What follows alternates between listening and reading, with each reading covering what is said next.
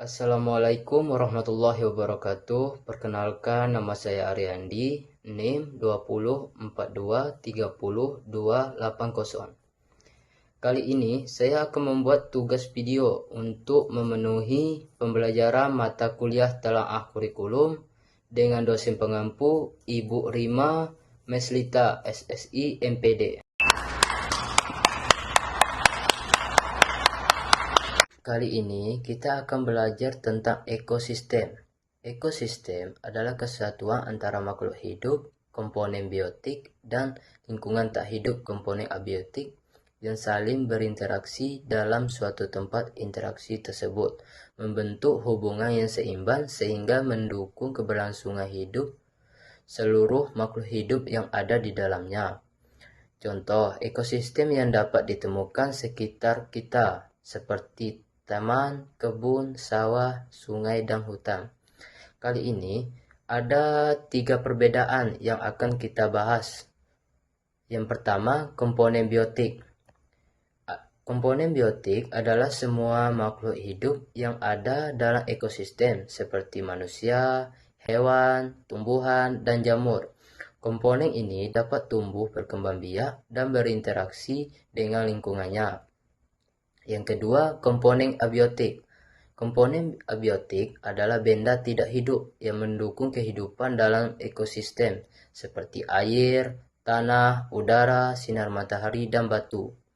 Yang ketiga, rantai makanan. Rantai makanan adalah urutan perpindahan energi dan makanan dari satu makhluk hidup ke makhluk hidup lainnya.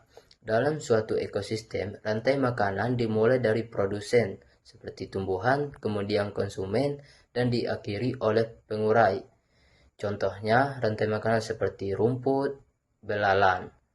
Rumput, belalang, katak, ular, elang. Pada contoh tersebut, berperan sebagai produsen, belalang sebagai konsumen tingkat 1, katak sebagai konsumen tingkat 2, ular sebagai konsumen tingkat 3, dan elang sebagai konsumen puncak. Nilai tauhid dan nilai kesalehan pada pembelajaran kita hari ini, yakni pada surah Al-Baqarah ayat 164 yang berbunyi, Inna fi khalqis samawati wal ardi waqtilafil laili wan nahari wal fulki lati tajri fil bahari bima yanfa'un nasya wa ma anzalallahu minas sama'i min ma'in fahiya bihil arda ba'da mautiha wa batta fiha min kulli dabbatin wa tasarifir riyahi wassahabil musyaqqari bainas sama'i wal ardi la ayatim liqaumin yaqilun. Yang artinya, sesungguhnya pada pencipta langit dan bumi, pergantian malam dan siang, kapal yang berlayar di laut dengan mautang yang bermanfaat bagi manusia. Apa yang diturunkan Allah dari langit berupa air, lalu dengan itu dia menghidupkan bumi setelah mati kering. Dan dia menebarkan di dalamnya segala jenis hewan dan pengisaran angin serta awan yang dikendalikan antara langit dan bumi. Terdapat tanda kebesaran Allah bagi kaum yang mengerti. Untuk nilai kesalehannya, menjaga dan melestarikan lingkungan sebagai bentuk tanggung jawab manusia terhadap ciptaan Allah dengan memanfaatkan sumber daya alam secara bijaksana, menjaga keseimbangan ekosistem, serta tidak merusak hubungan antara makhluk hidup dan lingkungannya.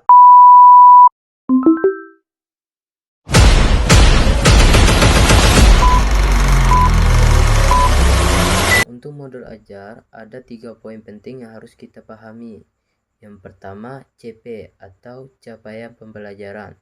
Tujuan besar yang ingin dicapai pada tahap akhir pembelajaran, CP merupakan gambaran umum mengenai kemampuan, pengetahuan, dan keterampilan yang diharapkan dimiliki peserta didik setelah menyelesaikan pembelajaran pada suatu fase jenjang tertentu.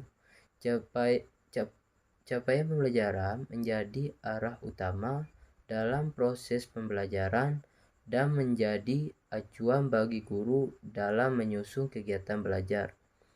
Yang kedua itu adalah TP atau tujuan pembelajaran. Tujuan-tujuan kecil yang disusun mencapai CP tersebut.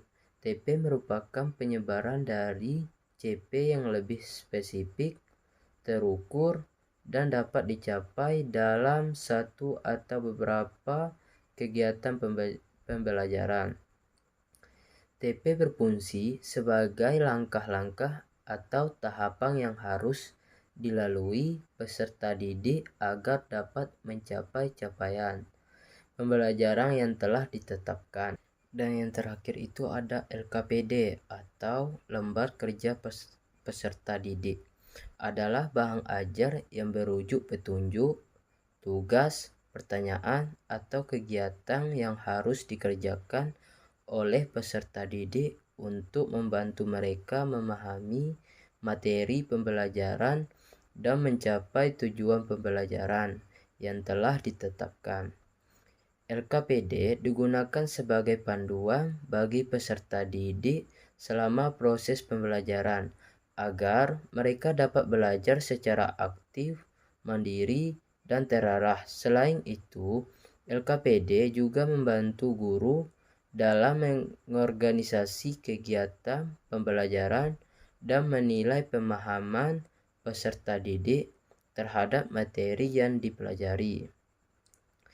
Yang pertama itu seperti membantu peserta didik memahami materi pembelajaran LKPD, menyajikan materi, petunjuk, dan kegiatan belajar secara struktur sehingga peserta didik lebih mudah memahami konsep yang dipelajari. Melalui tugas dan latihan yang terdapat dalam LKPD, peserta didik dapat memperdalam pemahaman mereka terhadap materi yang diajarkan. Yang kedua itu meningkatkan keaktifan dan keterlibatan peserta didik dalam belajar LKPD dalam belajar. LKPD mendorong peserta didik untuk terlibat langsung dalam kegiatan pembelajaran seperti mengamati, berpikir, mengerjakan tugas, dan melakukan percobaan. Dengan demikian, proses pembelajaran menjadi lebih aktif dan tidak hanya berpusat pada guru. Yang ketiga itu melatih kemampuan berpikir kritis dan memecahkan masalah melalui pertanyaan, tugas, atau studi kasus yang